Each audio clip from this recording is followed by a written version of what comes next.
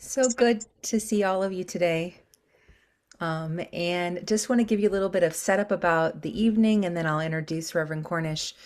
But tonight we're hoping to have some sort of conversation between all of us in terms of grief and lament and how they look in our lives and how they look in our practice. So, Reverend Allison and I are going to start it off, but that at any time you want to hop in with questions or experience or feelings that are coming up, please feel free to do so. Does anyone have any questions at this point?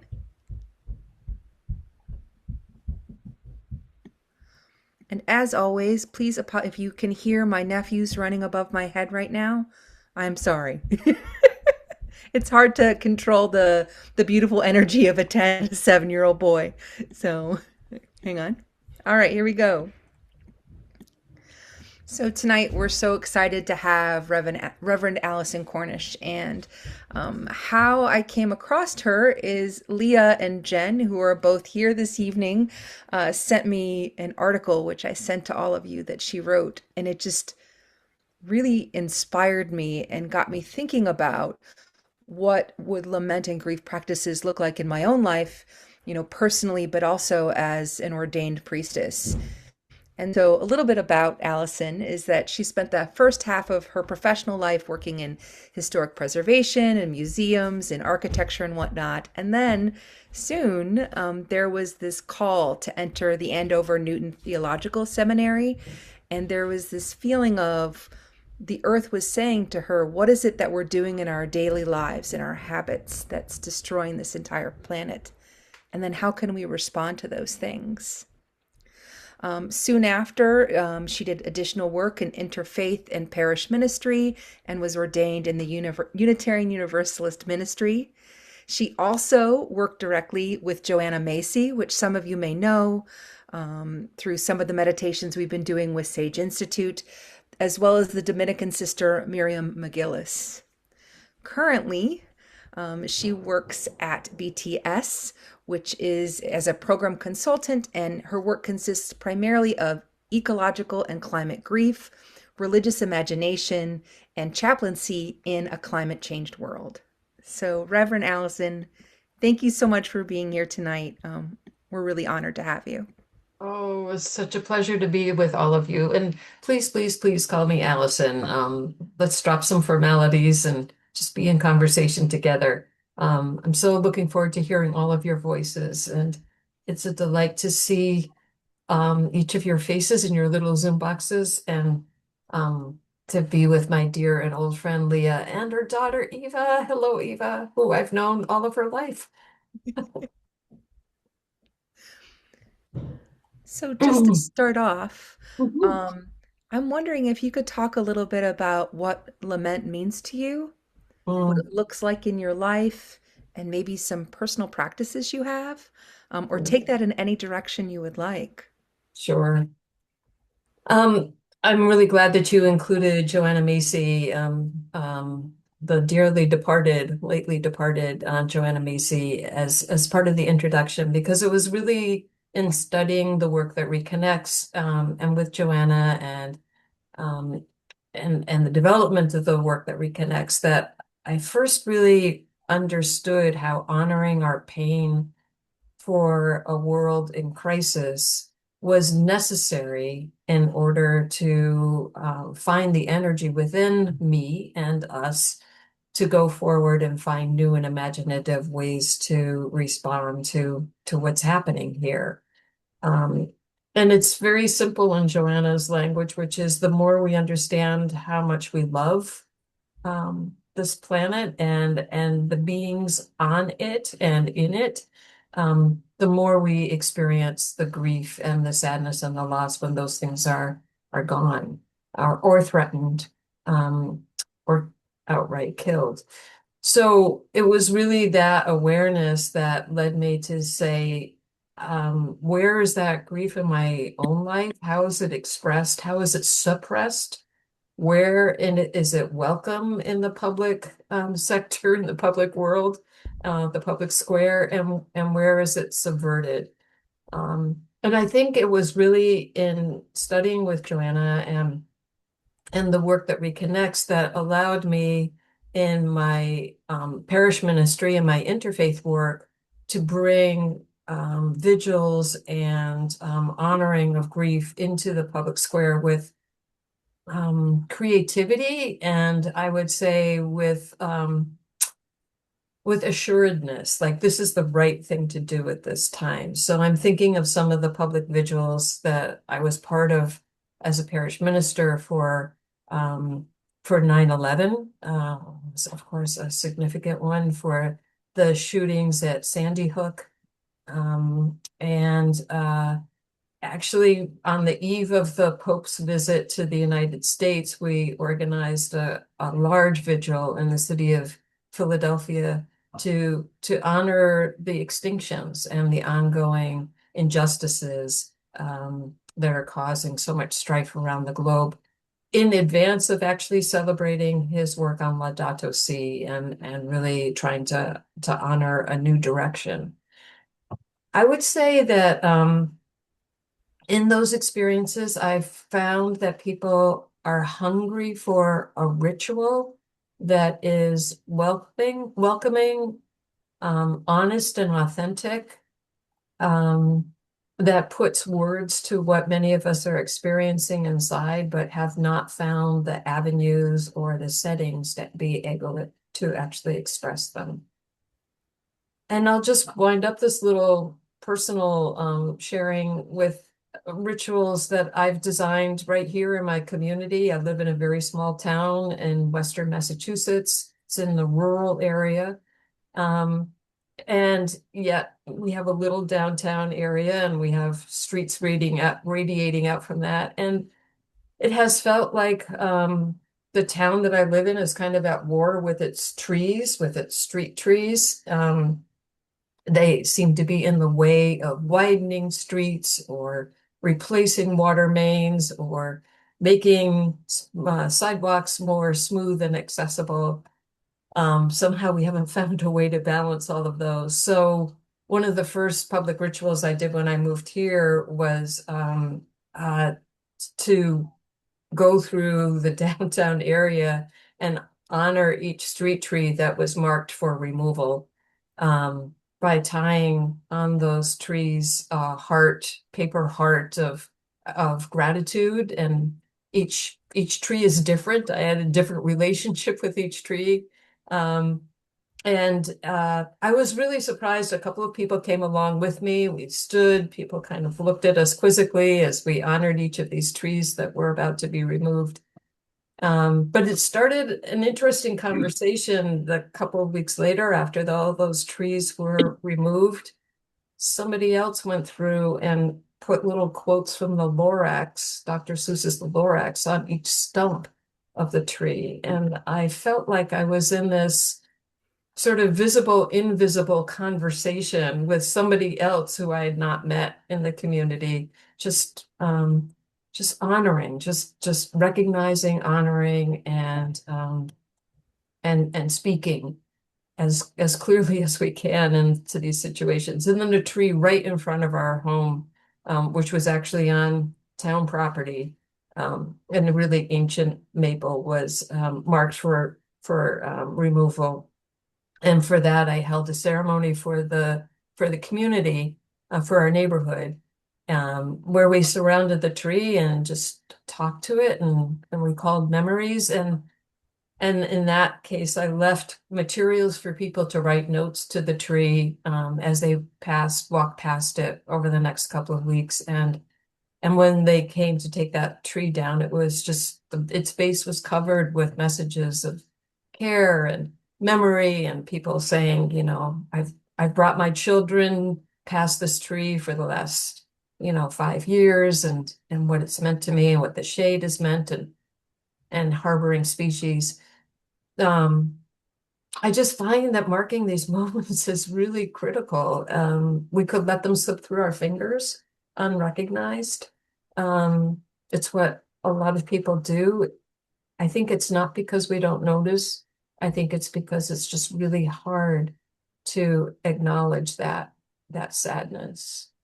So the lament part of it, as I wrote in that article, sort of has a number of different stages. And it starts with this recognition that grief is is real, it's authentic, it's not pathological. If it can be expressed publicly, it can be processed publicly as well. And that people, as I have found, are really hungry and thirsty for opportunities to do this together. Absolutely. As you were talking, it came up a memory for me when I was in college a long, long, long time ago. And I participated in Take Back the Night. And I don't know if anybody Mhm. knows about Take Back the Night. Yeah.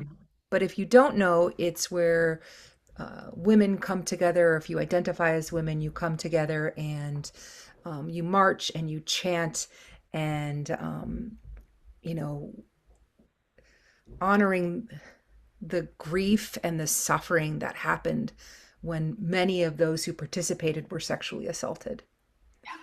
And so we would march around the whole campus, and it was so like I'm getting goosebumps right now just thinking about that. But at the end, and this is where more of like that response thing that you were talking about came up, was like we had this giant fire and everyone wrote something, whether it was they wanted to let go of the name of their aggressor, or they wanted help with their anger or their grief or whatever, and everybody read that word out loud, and then we put it into the fire together.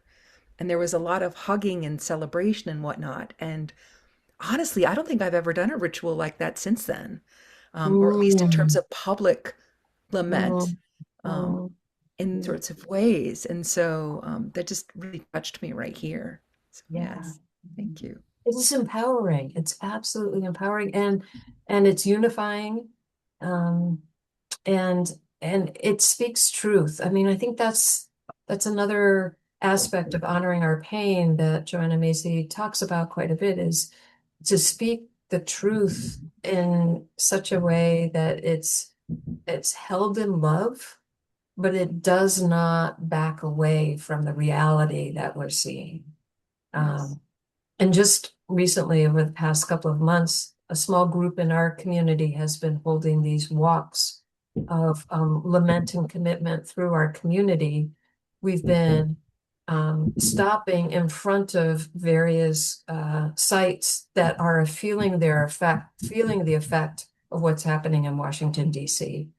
The court orders, the executive orders, the acts of Congress, and the lack of acts of Congress, where the funding is cut, where the DEI is being rolled back, etc. And again, even people who didn't intend really to attend this, see a group of people walking silently through the community to with a drum beat and standing in front of the doctor's office or the library or the senior center. They're drawn to it. And the first time we did it, people didn't want to go home. I mean, we finished and we didn't have anything else to say, and people just didn't want to leave. I think people, as I said, are hungry and thirsty for this. Right. And it sounds like, you spoke earlier about these were safe and inclusive places for people Mhm. to express what was going on in their hearts and in their lives. Um, and perhaps it's one reason why they wanted to stay, was that connection that they haven't felt for so long. Yeah, yeah, exactly. I think we've done an incredible job in our Western world of privatizing grief.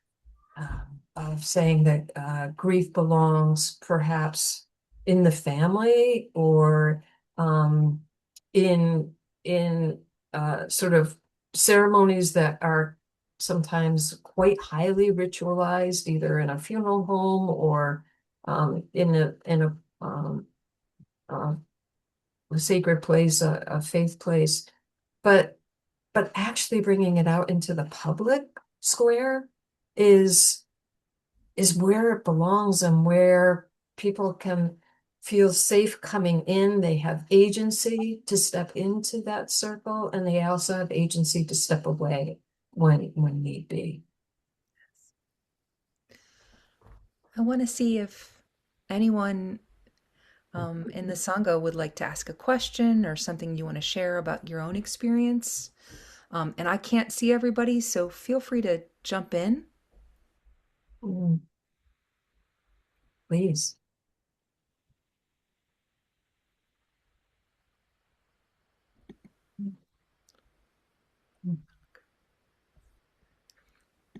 Lonnie, um, Reverend Allison, I, it occurred to me as you were talking about the public aspect that it's sort of like the group meditations we do, um, I guess in Zoom to grieve, but not as quite as strong, and how that is much more doing it as a group of people is much more powerful experience or can be a much more powerful experience. The other thing I wanted to say is in some of the shamanic work I've done or experiences I've had is actually going up to the trees and and touching it and allowing it to talk to you or images come up. It's not really talking. And some really interesting thing I can remember the in Sedona, the river where they shot so many movies, the Crystal River or Crystal, it seems like it's Crystal something or another. Anyway, I can remember hiking down that river in Sedona, and you didn't even have to touch the trees there. They you could feel anyway. Okay, that's my two bits. Thank you, Daryl. Mm. No, I certainly appreciate what you're saying, Daryl. And I think I practice with a Sangha here in my community. It's a Thich Nhat Hanh based Sangha. And yeah, each of us could stay home and do this in our own living rooms, but something draws us together uh, because as Tay says, building a Sangha is building a community, and Buddhism in his understanding doesn't exist without that community, without the Sangha. Mm. Anyone else right now? Observations, experiences, feelings that are coming out right now that you feel called to share?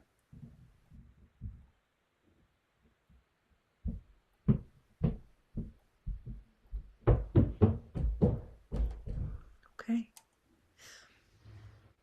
So, one thing in your article, Mm. Allison, that you wrote was, we grieve what we love.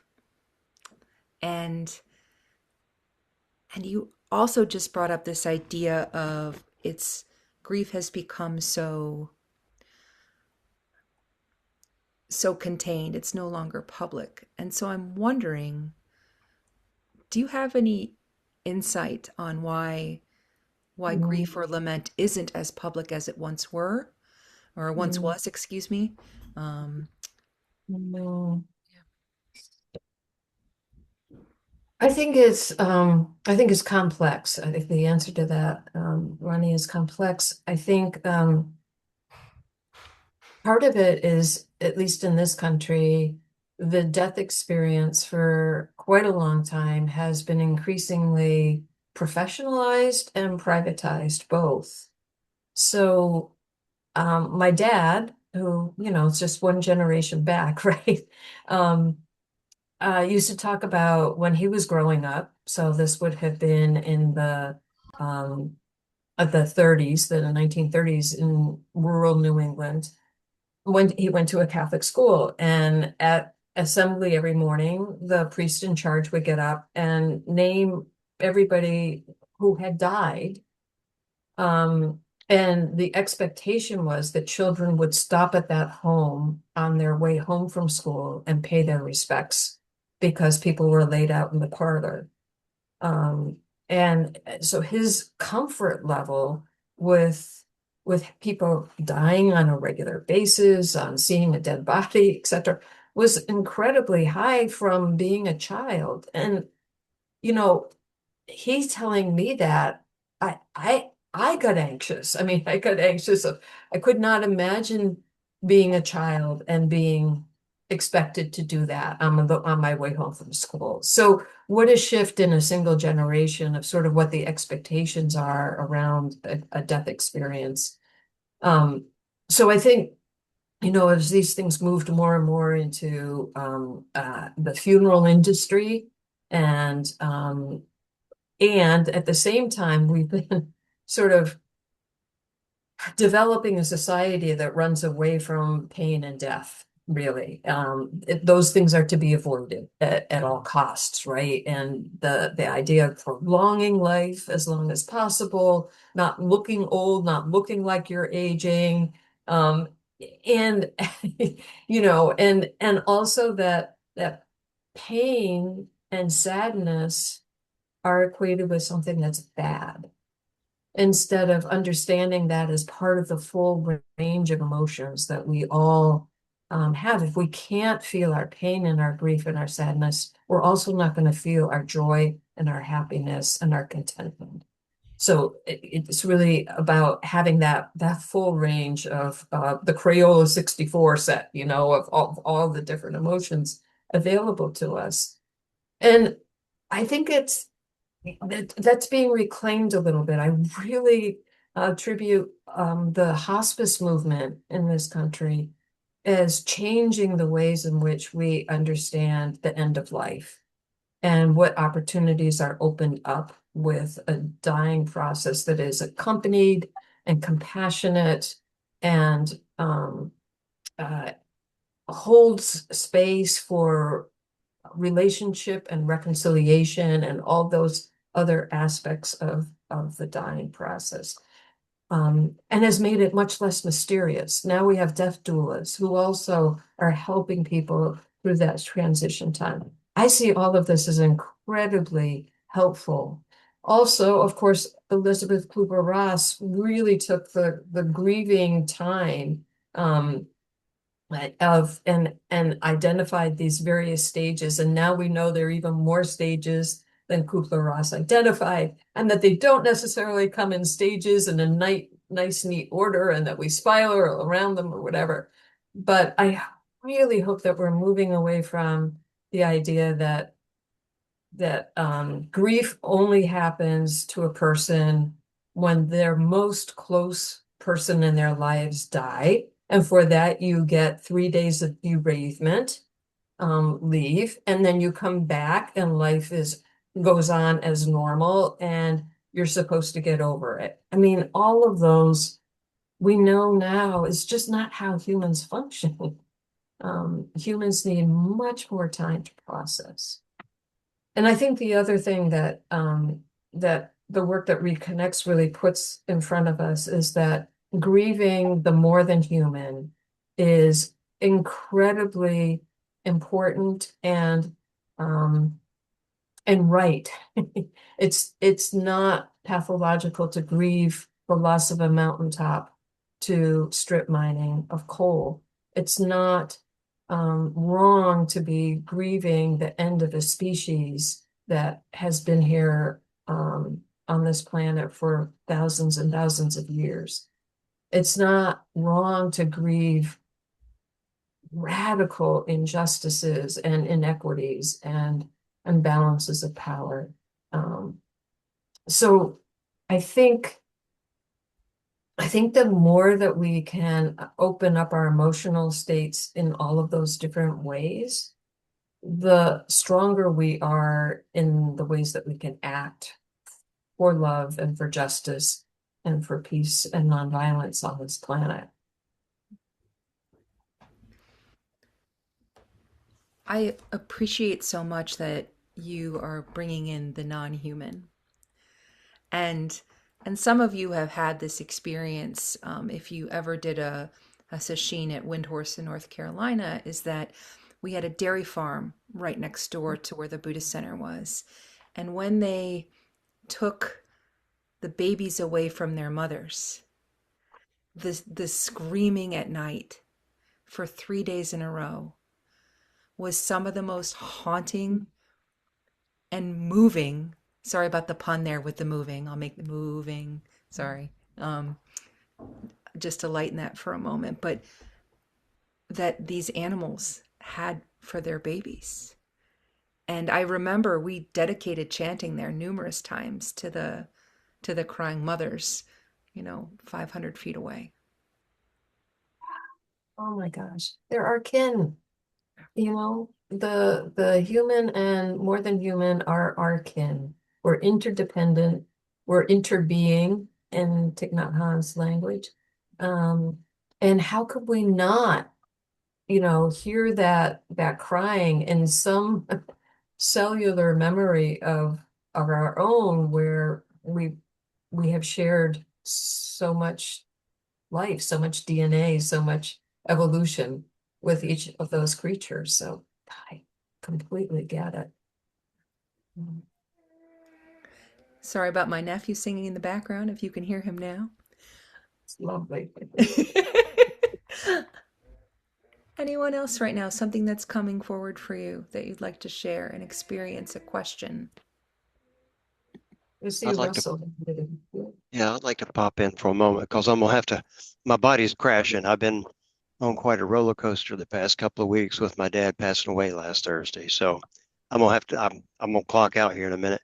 But I find for myself, I'm not grieving. I'm not feeling anything. So I'm guessing I'm a bit in a bit of a dissociated mode right now, just to kind of cope with everything. Because last Thursday we tried to have him put in hospice, right? But they required a COVID swab, and he came back COVID positive. See, the week prior he had been in emergency rooms, for another fall. So, we're assuming that's where he picked up the COVID in the emergency room.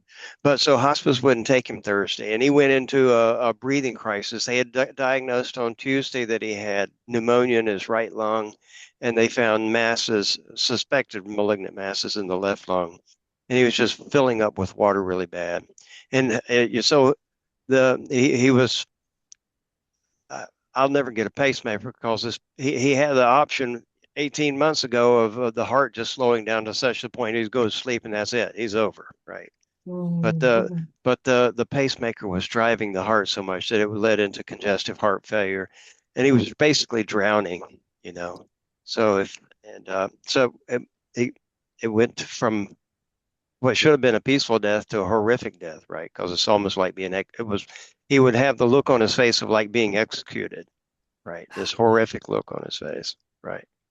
So you kind of have to turn your spirit off just to deal with all that horror, you know. But so the hospital helped us out with palliative care and comfort care, right? So he came in and Thursday after when he went into one of those crisis horrific modes of breathing, my sister went out and said, he's just got this look of horror on his face. Can you do anything? So they came in and gave him a dose of morphine, and it relaxed him enough that he let go, you know. So I wasn't able to be there right in the room when he finally let go, but I got there just like 2 or 3 minutes after. So and Yes. so there's no grieving going on. It's more like surviving going on, Yes. for the past 18 months. So. Yeah. But like I say, I'm gonna have to clock out here because my body's crashing. Yeah, it's Yeah. amazing. You cope with all the energy you got, and then you sit down and It all comes back. the well, no, well, just all the adenosine and the other what what is the other one that sometimes people have to take it to help themselves sleep, but that builds up. The only way you can get rid of those is to sleep, let the brain haul that stuff off and start over in the morning. But anyhow, so I'm gonna call it a night with that. Maybe DeWitt would pop in and tell you a little bit about the future I mean, about the funeral. Sorry about that. I can't even think straight myself. So Mm. Russell, I'm appreciate you so letting me glad. share, folks. It was Yeah, been a hard day. I'm Thanks so sure. much, y'all. Thank you. Thanks for Thank you. Bye. speaking. You're Really, thank welcome. you for speaking. Yeah. You're welcome. I'll see y'all next time. Mm. Any thoughts, feelings, experiences you'd like to share?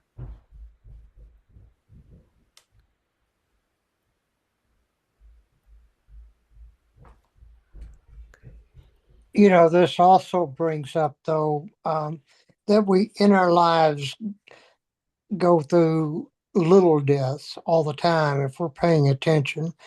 And so the, to be able to recognize that those little deaths in our own lives is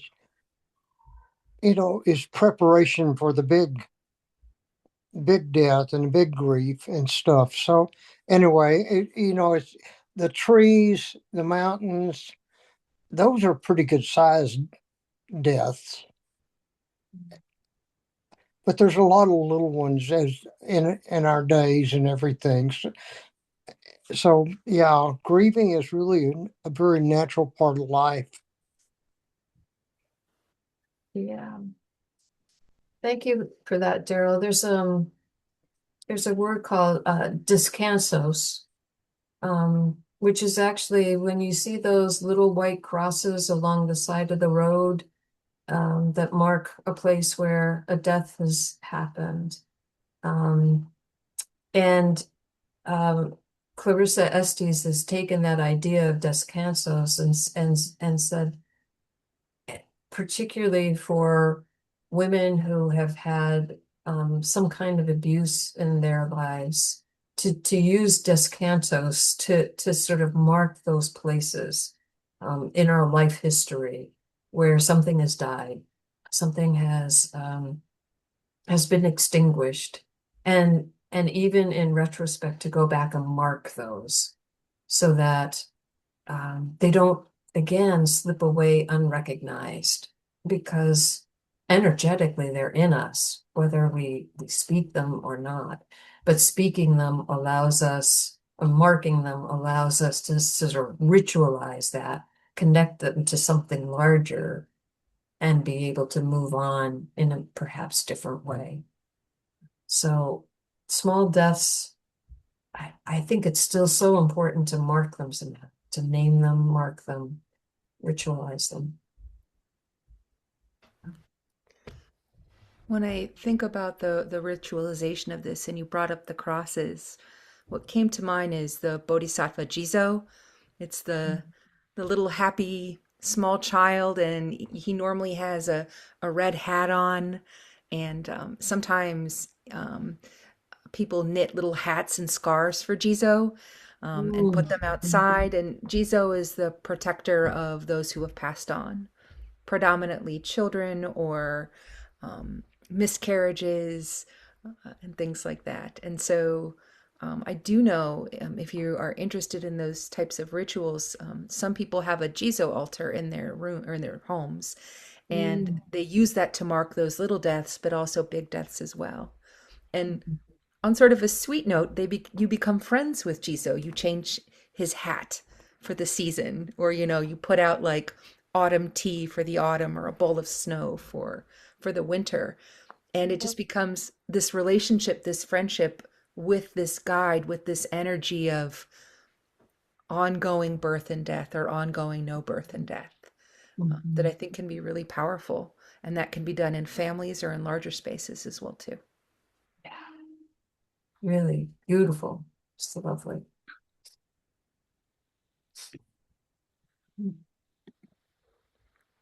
Anyone else? Something to offer tonight?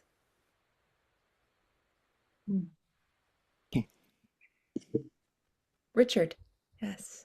Yeah, I think I was really interested in the stories about the trees and being cut down. As Lonnie knows, my grandfather had a dairy farm, and that was inherited through the male line. So my mother didn't get anything from that, but my cousins did, and they divided it up into two different sections, which one brother ran each part. The one brother decided that he'd had enough of it, and he sold the farm, and it was subdivided for kiwi fruit. That part of New Zealand is just packed full of kiwi fruit farms, orchards, and my grandfather had planted these trees all along or on one of the fields to provide shelter for the cows from the rain, because the cows live outside all year round. And when they subdivided for these trees, because it's New Zealand, the trees grow really, really fast. And so in about 50 years, they were really, really, really big, and you could see them for miles and miles and miles. And you could, as soon as you drove up the road, you would see these trees and say, "Oh, those are Granddad's trees." And then, of course, when they subdivided the farm, they cut them all down. And I took my mother, and this is a piece of wood that my cousin. You can see the size of the growth rings, how big they are, how fast the tree was growing. Much in a year. And they cut them all down, and that's just one piece that my cousin managed to salvage from or he was given from the wood that they turned them into, lumber they turned them into. And I remember taking my so I have that here. I have that sitting on my desk. There's wood from one of the last of S.E. Winter's pine trees, felled September 2004. These pine trees were planted in the early 1920s. So they were very iconic. I still have, so I keep that. I had it shipped over to America or to Colorado when I was living in Colorado, and then had it shipped back again. It's a very well traveled little plank of wood. I had to declare it because it was an agricultural product. But then I took my mother to see the property and what happened to it, and she was just so upset about it. She said, "Oh, Granddad would have hated to see his farm cut up like this, because all the hills had been bulldozed over, all the landscape had been flattened out to make it suitable for the kiwi fruit to grow on." So I was kind of, well, they own the property, they get to do what they want. But she was very, very upset about it, and so that was kind of I'm not quite sure what to do about any of that. Just to recognize that there's a lot of damage. There's a lot of it's all legal, it's all just business, but it's and you might think that getting rid of a dairy farm, because as Lani was talking about, they certainly remember the cows crying, but then that has its own damage. There's flattened all the swamps out and filled them in, and all that land was where the little native birds would live is all gone. Yes. Covered it. And so it's kind of, I don't know what to say about it. Just other than to accept that it's there, bear witness to it. Thank you so much, Richard, for relating that story. And it does feel to me like there's a particular bond between trees and humans. If we kind of open ourselves up to it, they are the steadfast living beings that we live our lives in and amongst and through. And what you say is, it's their property. They can do with what they want, which is a philosophy of ownership. That's a particular way of living on this planet. And then there's also, family would have been devastated to see this, because that reflects a love of the land and a love of what was growing on the land and the loss of what was growing on the land. And they're worldviews. I mean, they are worldviews that we live our lives in, right? And I guess, where do we put our energy towards which worldview, and what's going to move us forward so that we can accommodate the most amount of good for the most amount of life on this planet. I'm really heartened by the number of countries that are working on rights of nature kinds of documents and constitutions.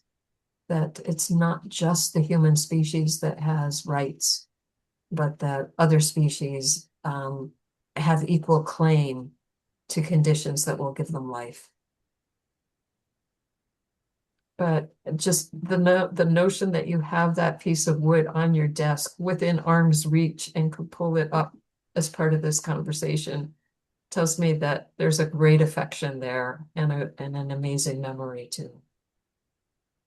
Well, I remember standing under them, I was just stand there Yeah. when I was, my teens and early 20s. My grandfather was just loved gardening. He loved growing things. And he planted a kauri tree, Agathis australis, which is this great, great, great big tree in New Zealand. It grows, when it's first grows, it just goes straight up like a ship's mast. And it cuts off all its own branches, so it gets really, really straight and quickly. And he planted one of those in his garden. And every year every Christmas, he would go out and measure its girth to see if it had grown. And I remember talking to and that tree is still there. My aunt sold the house because that was the one bit of property that they got out of the farm because it was a separate title. And they had to sell it because my grandmother needed the money. But talking to a eco-psychology faculty at Naropa, and she said, "Oh, that tree's a member of the family," and it sure was. Yeah. Yeah. And it's still there. My cousin has sent me. I've seen it. I'm come to visit my cousin, the other part of the farm, and see his granddad's garage tree sitting on this old land. Yeah. I want to go off and read my copy of The Mother Tree now. I mean, thank you again, Richard, for sharing that story. Yeah. So, friends, we have time for one more question or comment before we have to wrap up for the evening. I can jump in. I know it's a little dark here. I don't know if you can see me, but um, just listening to everybody, I have a lot of thoughts. But one of them is I I have this really um, powerful feeling that we don't in our culture, in society, we don't really even know how to identify grief. We know how to identify anger and rage. And um, Mm. I think that we need help. I think that we all need help to be able to identify some of what we're feeling and experiencing as grief, and then to learn about what does that even mean? Mm. Just sitting in this space, hearing the stories and people being able to express grief in community, I think is unusual, but Mm. necessary. And so, um, I just wanted to put that out there. Did you want to say something? Sure. I was just while I was listening to Richard, what he was just sharing about the different feelings of loss through the different transitions that this land underwent and the different people who felt the different losses. And I sometimes this thought occurs to me often that the all of those feelings of sadness actually occur out of our subjugation of a land. And then we form these attachments to them because we have kind of bent them to our will and subjugated them. And then it becomes ours. It becomes, our project, our baby. And in some ways, I feel like the land doesn't necessarily care, right, about your attachment to it and the way that you've changed it. If it existed on its own in a vacuum, it would become whatever it wanted or needed to be, right? And it doesn't, it's just something I think about sometimes, and it struck me very hard when I was listening to your story, Richard. Mm. Mm. Well, thank you both so much. Yeah, Eva, you're talking sort of about the integrity and the selfhood of land that has its own identity, which is which is really strong. And oof, if we could just get out of its way sometimes, right? Yeah. And Leah, I think that underneath anger and rage often is grief. It's a really great cover for not wanting to experience the pain of of our sadnesses. And yeah, unfortunately, rage and anger have become more culturally acceptable than the sadness of grief. Ah, goodness. Thank you all for sharing in the way that you have and witnessing. If you haven't spoken, I know that your minds and your hearts are continuing to be engaged in this. And thank you so much for your wisdom and your offerings to the world. Just really appreciate the connections you make and continue to make. So in wrapping up tonight, I'm going to put the 4 vows that we do in the chat. If these do not speak to you, you don't have to chant them. Feel free to do your own centering prayer or your own chants or whatever, but we normally conclude with this blessing or this call or this aspiration. And just to say, next week, Sean will be here to lead us in meditation. Starting on December 1st, there's going to be a 14-day meditation challenge to help people. How do I phrase this? Sometimes the holiday season brings a lot of joy, but also a lot of stress. So this series of meditations is hoping to meet that space there and to provide some sort of refuge. And then on December 13th, we're going to be doing a joy in meditation workshop. So if you're interested in any of those things, just please let me know and I'll also email them out to all of you. Thank you again, Allison. And I'm going to go ahead and do the chanting.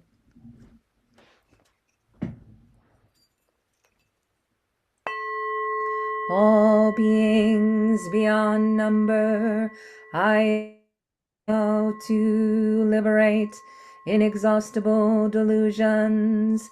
I vow to dissolve.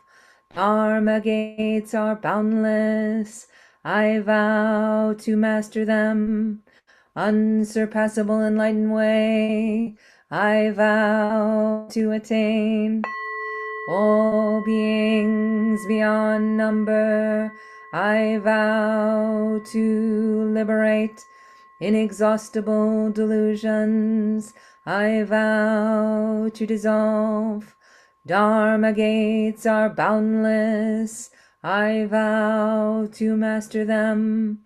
Unsurpassable enlightened way, I vow to attain. All beings beyond number, I vow to liberate inexhaustible delusions. I vow to dissolve. Dharma gates are boundless. I vow to master them. Unsurpassable enlightened way, I vow to attain. If we could bow to one another.